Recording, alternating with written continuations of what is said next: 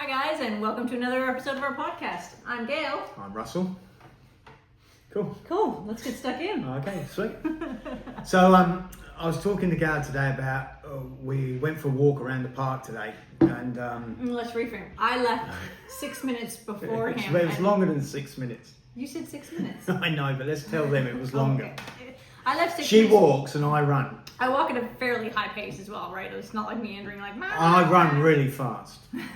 So I left 6 minutes before Russell. 27 minutes before me. 6 minutes before Russell. And I said, oh cool, then when, like normally we leave at the same time, he'll run and then he'll walk back and meet me at some point. But like this time around, I left a few minutes earlier. So I thought, oh well, you'll just catch me up and then we'll just walk the rest I of the way. didn't catch her up. I tried. He did his best, he did his best. I had to call her and say, come back, come back. Come back, you're too far ahead. So I was just noticing like, well, first of all, one, that's like a ritual that we do in our relationship, right? Like going for a walk/run, like Russell runs, I walk. That's something we do together. We equally do it separately. Like it's not like we have to do it together, but it's like that's something we actually enjoy doing together. It also gives you accountability and motivation, right? Because it's like sometimes you're like, oh, okay, I'll go. But and that would take you out if you were just doing it on your own. So there's that support, that like camaraderie and teamship, right? Like the accountability of go and get something done. So that's part of it too, right? Yeah, That's, for sure. That's definitely part of the pattern of behavior that we've created and the ritual that we've created in our relationship there. Yeah. But what I noticed today is because she had to come back and meet me because I couldn't quite catch her. I tried really hard. Kilometre 4 I ran faster. Kilometre 5 I ran faster. That's it. That was too much. I had to give up. So come and get me, baby. So she's walking back to me. What I noticed is when she's walking back to me, as I started to see her, it's not like I'm greeting somebody that I've been with for like 12 odd years or whatever it is now. It's not like, oh, it's just Gail. Oh, there she is. There she is. Oh. It's like, I'm happy. Oh, there she is. Yeah. Oh. It's like, I'm happy to see her. I'm excited that she's walking towards me.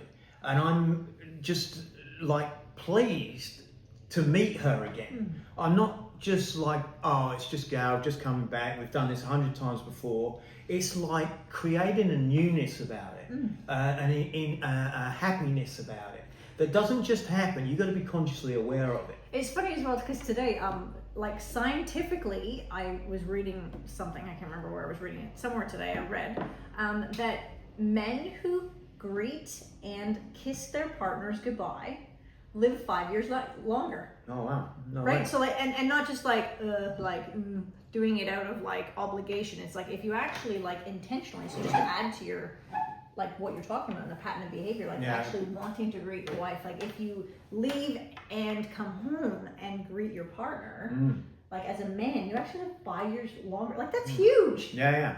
Now, man, that brings up another subject, just so you know. So if you start doing that, what's going to happen is your wife's going to say, yeah, you're only doing that because you can live 5 years longer. If she knows. So it'll always be a test somewhere along the line. But anyway, so, and it got me thinking how the patterns of behaviour that we run in our relationship are key to the success of our relationship. Same as the patterns of behaviour you run in life, they're key to the success of your life. We show up as a series of patterns of behaviour. And our relating is done through a series of patterns of behaviour. The pattern of behaviour that I run relates to the pattern of behaviour that she runs. Yeah. And if you don't pay attention to those patterns of behaviour are having you drift apart and you don't even know that it's happening. And they're running on autopilot if you're actually not aware of what are the patterns of behavior that you're actually running in your relationship. They're just happening on default. I was just talking to a couple that live near us, a single now that lives near us. They've been a couple for years living around us. And I knew they had parties, they had a good friend group and they've been together for a while there. And they separated, I found out. And I was like, oh, well, that's sad that they separated. Well, I wonder why they separated. But they would have separated because of a part of what we're talking about today will have gone on. And you will likely think, well, this isn't you. But I guarantee you, they thought this isn't them if they would have listened to this. And normally what happens is one partner doesn't even know the other partner's checked out. Yeah. And I bet that's what was happening in that relationship. I bet one of them was surprised. Now, are you the one that's surprised? Or are you the one that's checking out? That's the question to ask yourself. Yeah. And whichever one of those it is, you have to check in and find out what's going on. We did a whole episode about checking in, didn't we, previously? Yeah. I remember. But what it comes down to is the patterns of behaviour that you're running day in, day out. Like, are you running a pattern of behaviour when you greet your partner that just says, oh, we've been together 10 years, I take them for granted, we'll be together another 10 years because we take our vows seriously and we don't have to put any work into it. I've worked hard all day, she's been with the kids, or I've been with the kids all day, I've got dinner to cook, whatever it might be. Or are you committed like it's a prison sentence, or are you actually committed to your partner? Right? Because most people live inside of it's like they're committed as if it's a prison sentence, right? Like it's like I'm stuck in here because we committed, we got married, we took vows, said we'd be together forever. This is going to be the rest of our lives. I don't want it to be shit. No. We need to work on it. There's enough shit to deal with anyways in life, right? I don't want to have the feeling of coming home to the same boring, monotonous woman every night for the next, I'm not going to live 50 years, but maybe I will. Maybe. Your nan lived to 102, right? Yeah, maybe, yeah. So you never know. So I don't want our relationship to be like that. Now, that's not going to happen naturally. No. Like fantastic for you if it does, but if it did for one person, it never would for two people. So you have to create patterns that work for you. Yeah. You have to create patterns of connection. Yeah.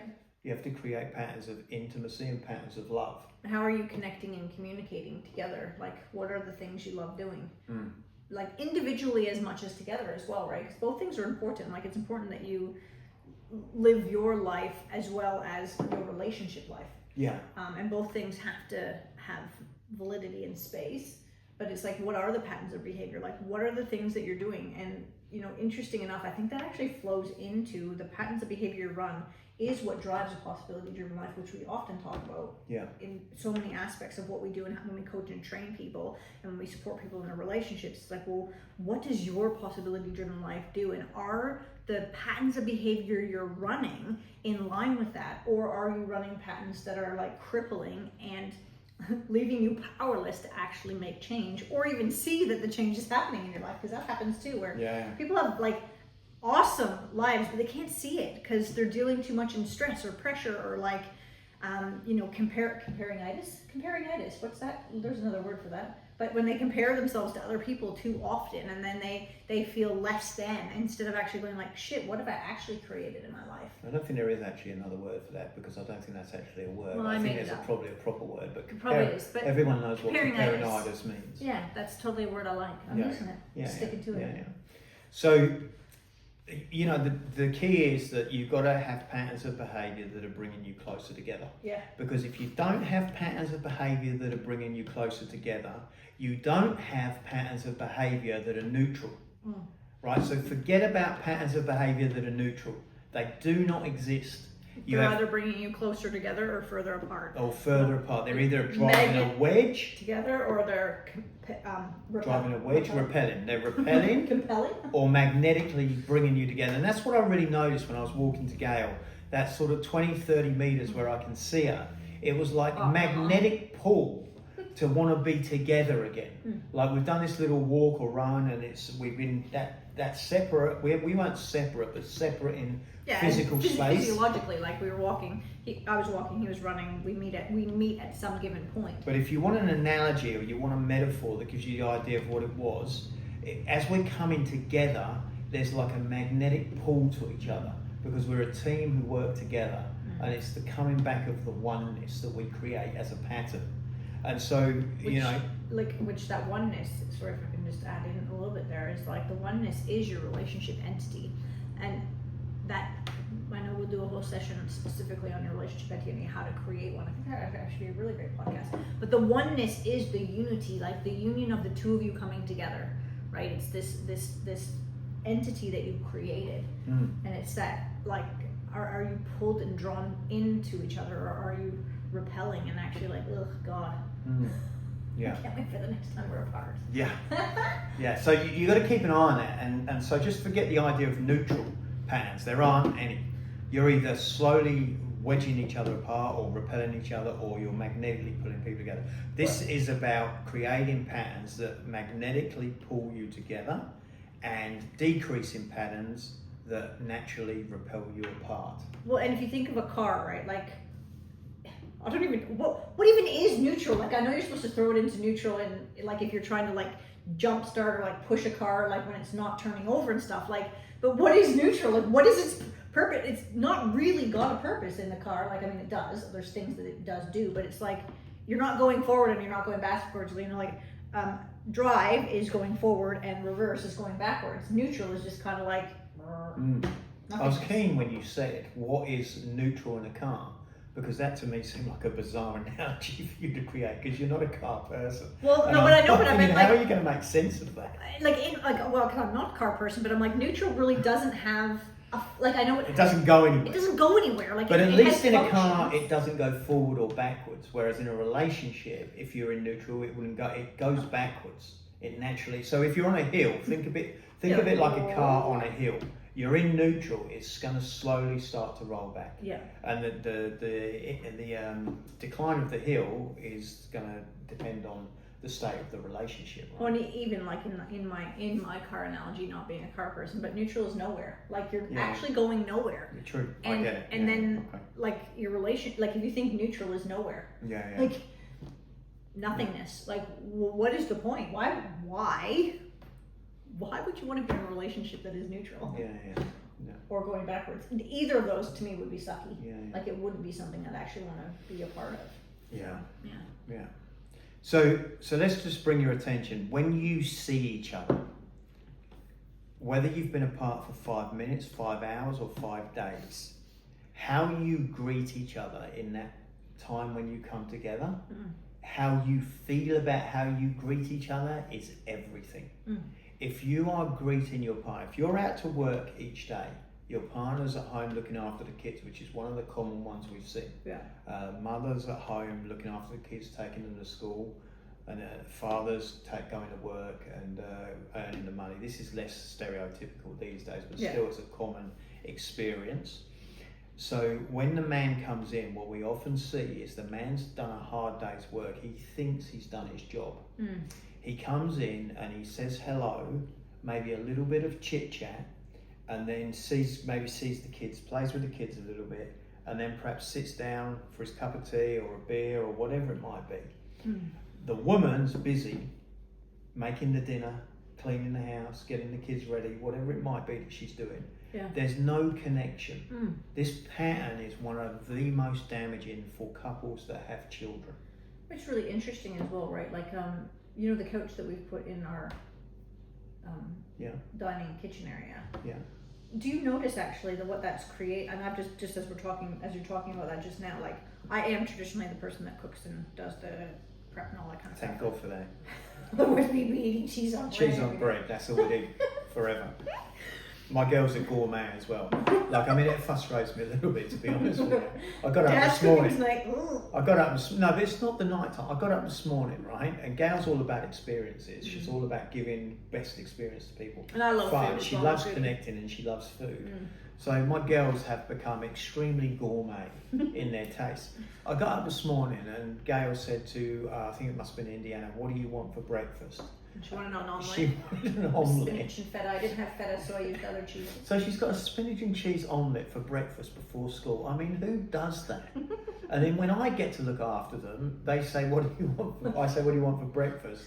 Dad And they go, offered me "Oh, I cereal. have That's what she eggs." said the other day. She goes, Dad offered me cereal the other day. He says, what's the matter with you? I'm dairy intolerant.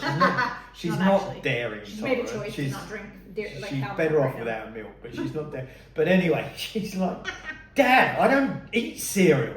I'm like, okay, well, I don't know what else I'm going to do because I don't really cook much, you know. So anyway, the Gail's gourmet. So why do we start saying? So what I've noticed actually, and like, I love the functionality. Like, you know, when a room just comes together, I love the functionality of this. There's the kitchen table where you can sit and buy that. There's the kitchen where I'm usually cooking or other people are popping in and out. And then there's a couch, right? But what I often notice now is Russell will actually sit there and have a cup of tea, and then like in between like cooking, like, you know, when you're waiting for stuff, instead of just hanging out doing whatever, like I'll actually sit there. And it's like a super chill vibe, but it's also created another place that we actually connect, like for moments. And it doesn't have to be like, that's why we get into deep and meaningful conversations, or it might just be peripheral stuff or actually just doing our own thing, but it brings us together. So what, like, the point of that was like, it's a new pattern of behavior that we've put into our relationship. Like in the functionality of this room, it's like it's actually created a space where we come together and a place to kind of like sit down and you know be in each other's face, and like those kinds of things, like that was all like that would have been done at a subconscious level, and like I really felt like this room came together when we did that. But like, excuse me, just pointing it out now, because it is actually like when you bring it to the conscious, it's like it's an intentional new pattern of behavior that we put in place that brings us together. Yeah, and I think you know the key with that is you think you slipped into neutral perhaps, but you want to bring this conscious awareness to how are you doing your connecting on a regular day-to-day basis. Like we're already in this energy that we talk about. It's like this teamwork, this connection. So when we bring something like the couch in, it happens naturally. Yeah. And then when we interact more on the couch, it happens naturally. Yeah. Because we already have the energy underneath. Because we've already worked on all the patterns that we need to work on to make sure that we're connecting on a regular basis. Which, like, maybe we should actually talk about what are some of the patterns that people run that have them disconnect in relationships. So like being numb or checking out or withdrawing or... Yeah, that's what I was going to say about that is you know, I guarantee in your relationship, one of the things that's happening for you is that you're finding a place to avoid the connection because you haven't completely managed to heal the shadow side of you, the subconsciously wounded side, the false self, the childhood wounds, whatever it might be. And so what happens is, because our partner's such an expert at triggering those little things, we find ways of numbing that out, you know, maybe with a beer, maybe with a cigarette, maybe with the kids, maybe with music. cooking, music, whatever it might be. PlayStation, golf. Yeah, I mean, PlayStation. fill in the blank, yeah, right? yeah. There's so many things. And so what happens is, it's not, we're not drawn to each other like this magnetic pull, because we see our husband or wife coming and we just feel, you know, we fill each other up with experiences of happiness, of joy, of love. Yeah. We have our arguments for sure. Yeah, we fucking shit each other. Yes, we trigger each other. Yeah, for sure. Yes, we drive each other crazy. All these things happen, but not as often or anywhere near as often as the joy, especially and working the through balance things. tips as well. Like no matter where you're at right now, at some point the balance will tip. And I think even it's like knowing, like wanting to create that connection and patterns of behavior that allow you to connect, because ultimately that is what you want in a relationship. You didn't get into relation to be disconnected. No. You got into relationship to have somebody witness your life, to share a life together, to create, to come together, to connect, to love each other. Like that is why you originally were drawn to each other.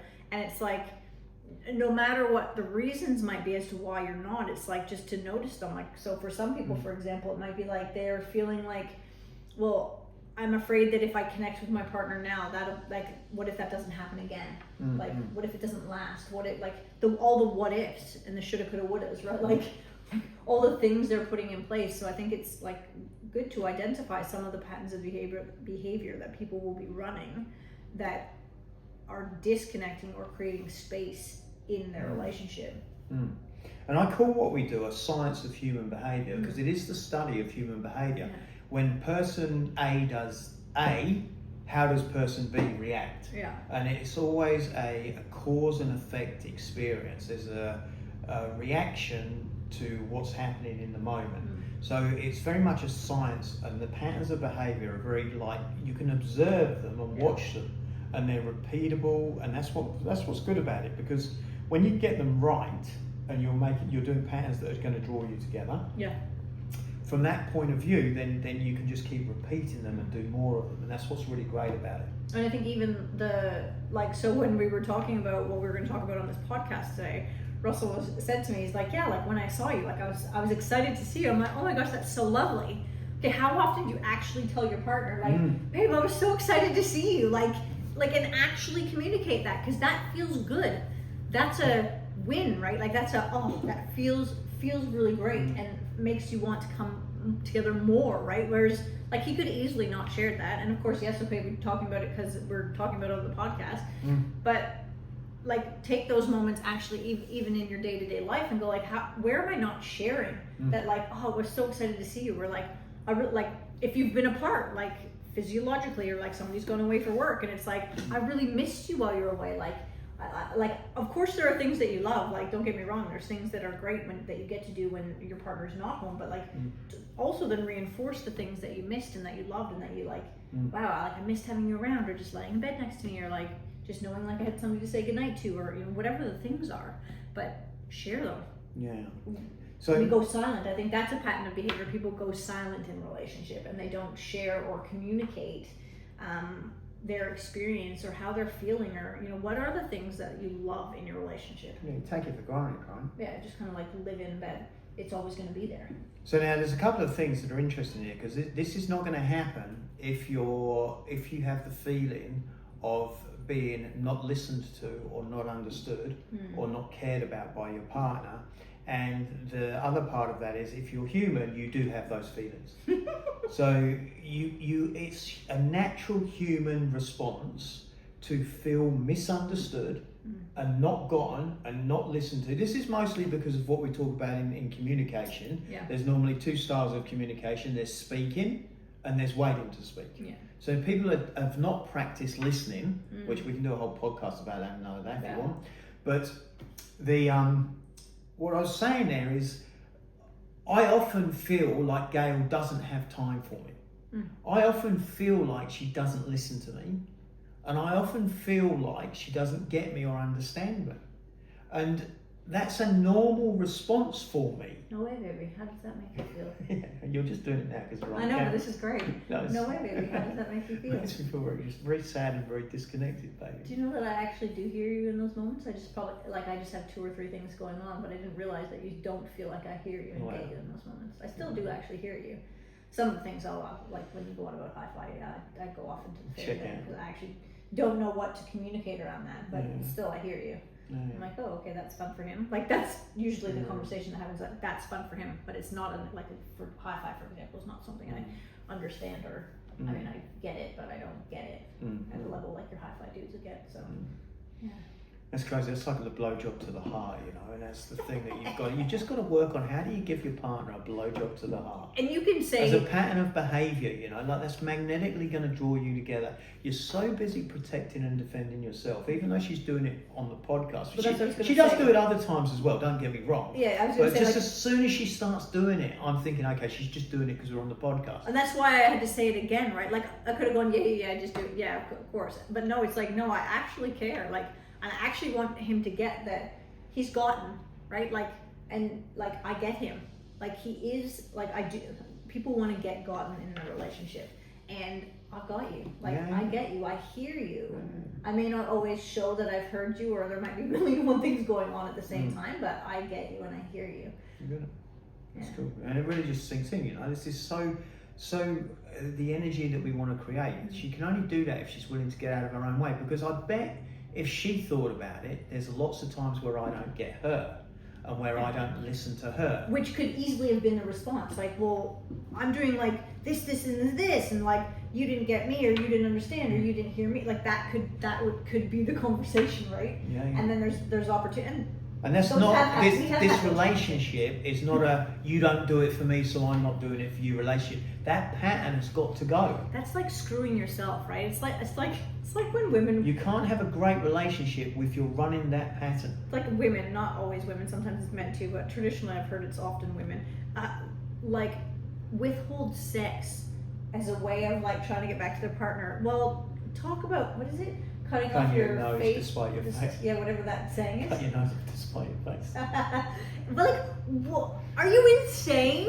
Like, that's just like craziness. So it's like, if you're in a relationship where it's like, well, if he doesn't do it, I'm not doing it, or if she doesn't do it, then I'm not doing it. Like, that is insanity. Like, why would you put that in place? And why, and especially with sex, if I could just say that for a minute, like, sexual intimacy is a time where you two come back together and then create from there. If you're not experiencing that time of coming back together, like, there's a problem.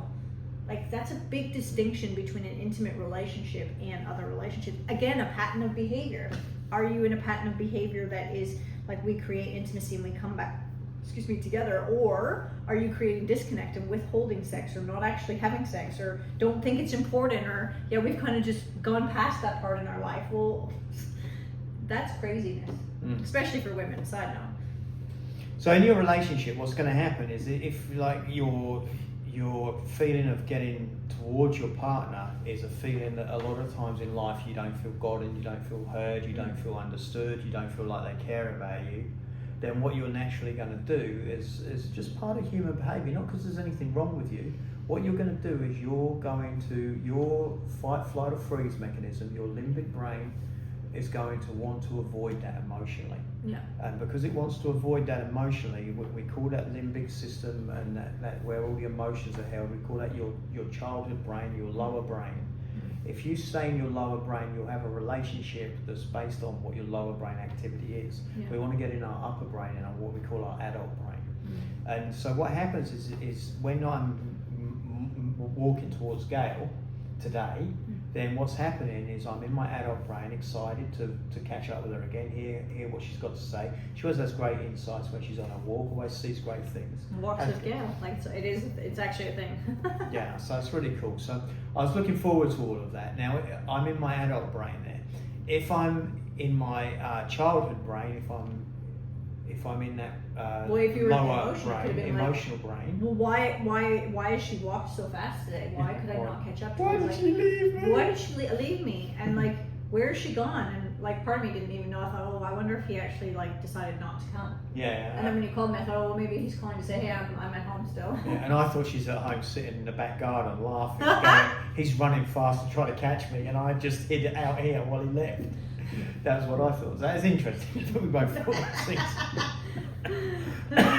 But anyway, the point here is to see that you can't not connect with your partner because you're too busy consciously or subconsciously protecting yourself. Yeah. And that is what's going on in every relationship. That is why couples separate, because you've been unable to communicate. Yeah. You've been doing things to cope with that level of communication because you've never got trained, you've never done any courses, you've never done any work on it. Coping with the disconnect. You're right? coping with the disconnect. Yeah. Because you're coping with the disconnect, one of you is checking out, or both of you are checking out. Yeah. And one person's always further down the line than the other. And when I say this, I'm not talking to the friends of yours that you think you know. I'm not talking to the other people that you look at and think they're not in as good a state. This is I'm every person. I'm talking to every single relationship, Every relationship that is watching this, including the ones that are saying that isn't me or isn't us.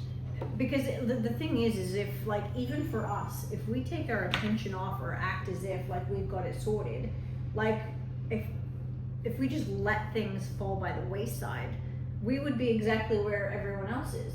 And that's not to put us in a higher space, but like, we still check in. Like, as we're talking to you right now, it's like, oh, okay, well, where are the parts where we actually do need to check in? Where are the parts where like where's our 80-20? Where's our 20% where we need to keep our eye on? Right? The 80% is great, but like, what's that 20%? Like, what's that area?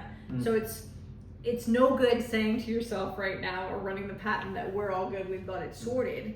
It's like, you actually want to go like, oh, where could we actually level up, or where could we create more connection? It's not about, beating yourself down saying, oh my gosh, where are we not doing all these things? But like, where can we get better? Even if you think you're doing awesome, and it's like, where is that next level? How can we communicate differently? I think I was talking to a couple the other day, and it was like, he's just been away and she was at home, and they noticed they had a different level of connection and communication, different to their day in, day out life.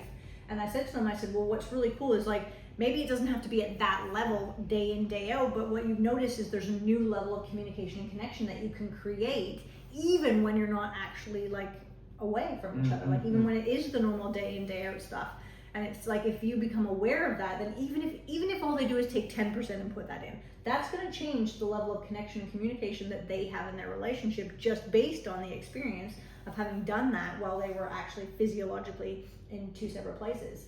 So I think it's really cool when you notice those things, because it gives you an opportunity to grow and recreate and put in place a different pattern of behavior than just kind of running the same old, and like kind of like doing the like rat race of like doing the same thing every day, and it's like, well, no, hang on a second, how can we expand or grow our experience and change the patterns of behavior that we're just doing by default? Yeah.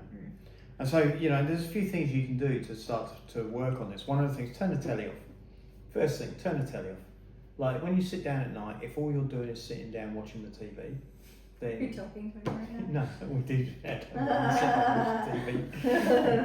But it's fine some of the time. Yeah. It's not. It's just that if it's the only way you're connecting. Oh, and if it's how you connect, right? Yeah. If you have no other time that you're connecting other than that, that's bad.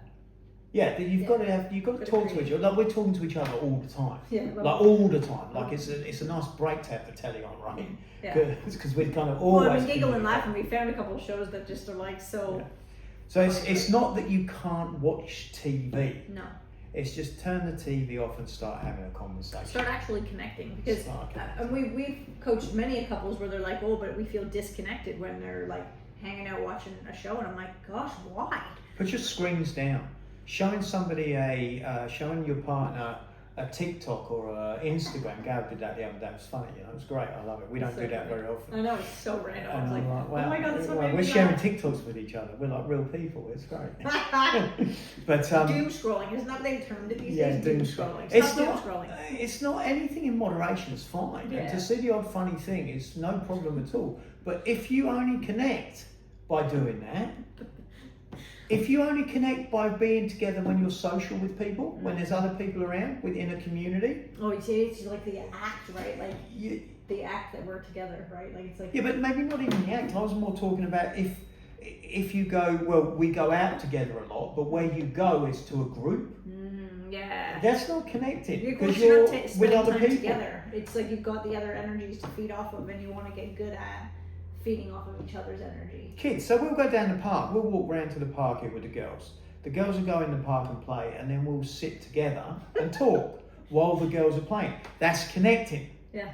If we're with the girls, playing with the girls, that's not connecting. I mean, there is a form of connection there, but that is not what I'm talking about. Family connection. That's family. Yes, exactly.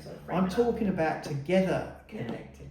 So focus on how much time. Now, when people start trying to connect to start with, they often have nothing to talk about and sit in silence for the first month.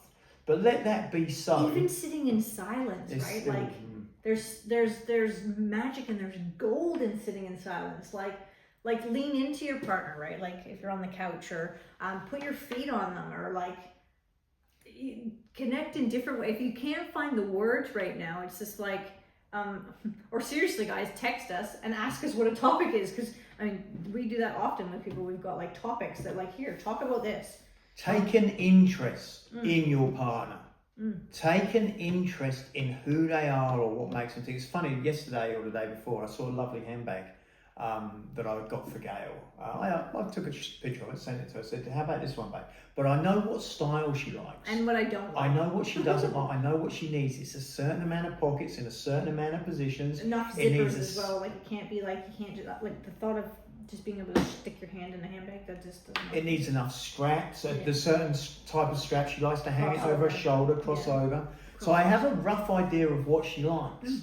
And because I have a rough idea of what she likes, I often will pick out straight away a handbag that's really her style. The only reason that happens is because I've taken an interest in her. I don't just leave it up to her. And so when I was you bought me a handbag. That's the other cool thing. Yeah. I didn't even have to pick it up. You know what I mean? Try it on, feel what it feels like. I just went, oh sweet, so I packed it all up yesterday. Yeah, that's cool. So, and I get the pleasure then of having done that for her. Now I can only do that because I take an interest. So take an interest in your partner, take an interest in their needs, their likes, what they want. Go that extra mile of asking extra questions. Be involved. And if you get involved, you will connect differently. Yeah. On a practical level, when you come in from work, whether you're the man or the woman, you come in and your first port of call is each other. Yeah. We say this over and over again. Not the dog, not the cats, not going to have a shower. I mean, if you're busting to go to the toilet first, great. But I'm coming back, right? Like actually be intentional. Like just bursting for the toilet, I'm coming back. But so like your intention is to go to each other. And give each other presents. Presents is eye contact, looking. What's even interesting, right? Because we work from home, right? So like we don't have a go out to work type lifestyle. But like even when I go to pick up the kids after school, right? Like I'll go out and see Russell, like wherever it might be, and I'll be like, hey, I'm just going to pick up the kids from school, right? Like there's an intentional, like there's a connect before we part ways. I think it's really important to understand underneath the energy, because we've done the work. The energy that she's talking about there is we're always connected. And these patterns that we're talking about on top are what make that happen. Yeah. We've done it so often for so long, we're so connected that it's easy to run the patterns. But if you're not connected, running the patterns will get you to a point where you are. Yeah. And it changes the vibe and the dynamic. Yeah. So we're looking for you to change that vibe and dynamic. And we're inviting you to do it through running different patterns of behaviour.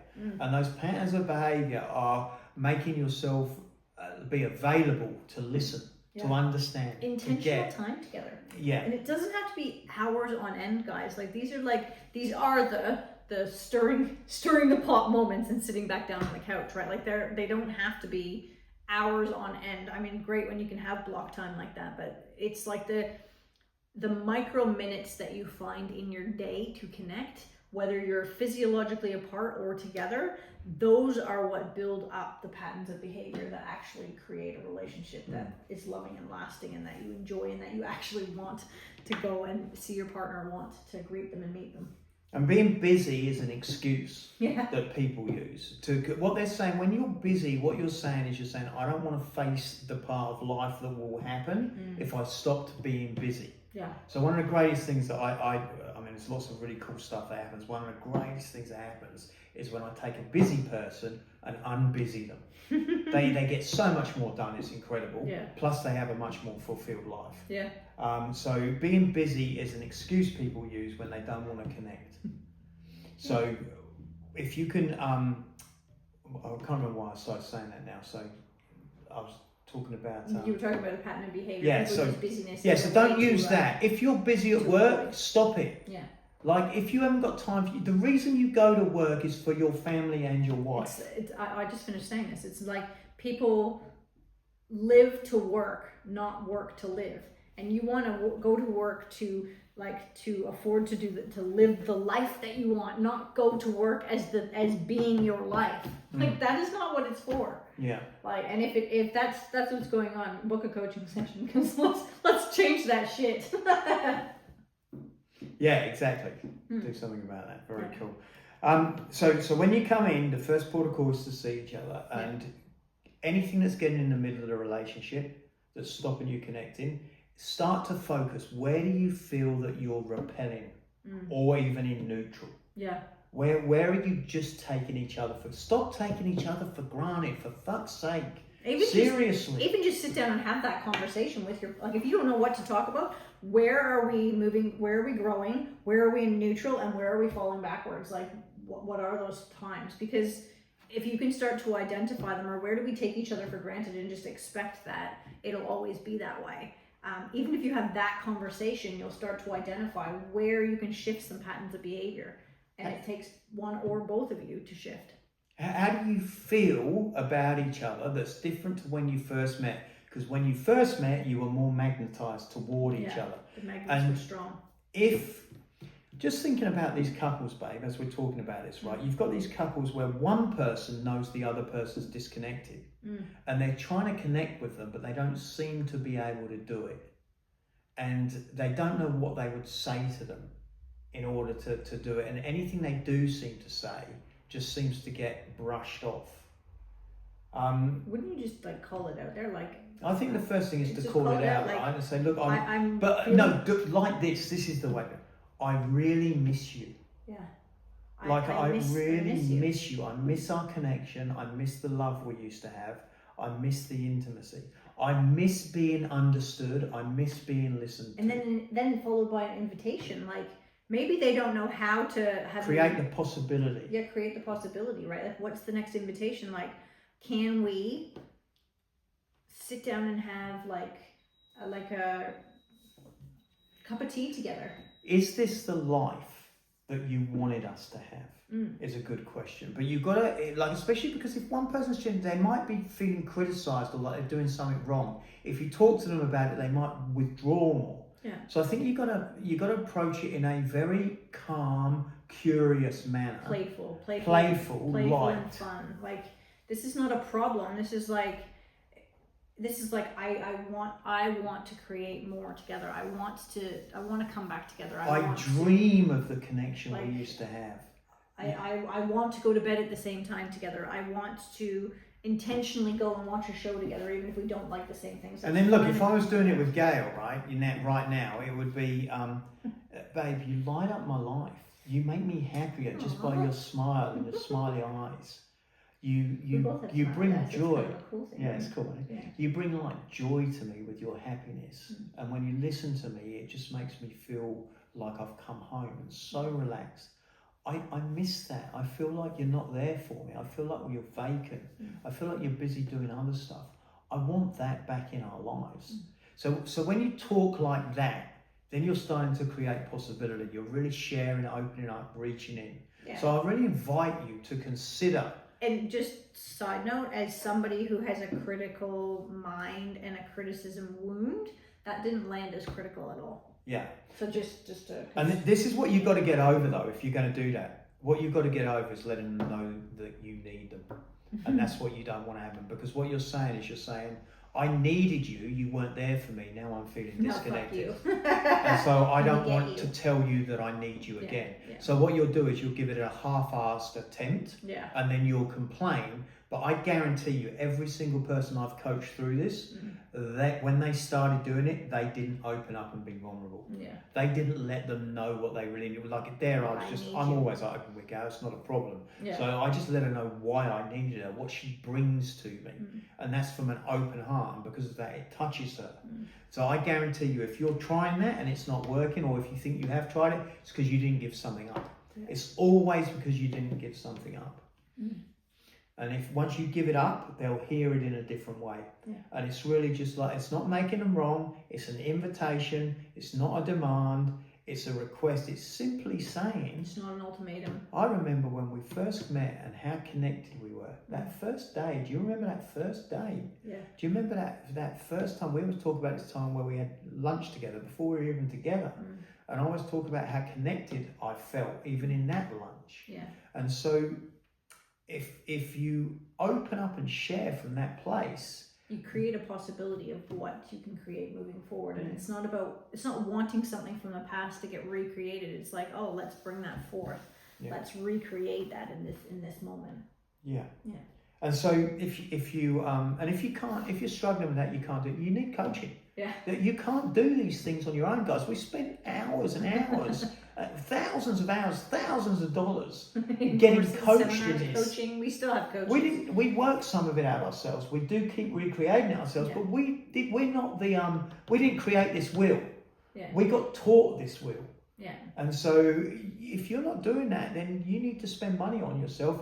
Not on the relationship at first, just on yourself individually, so that you can learn all the tools you need to learn. So or if you need the safety of being in the relationship, start there. Start wherever you start, either on yourself individually or in the relationship. Either one will have an impact.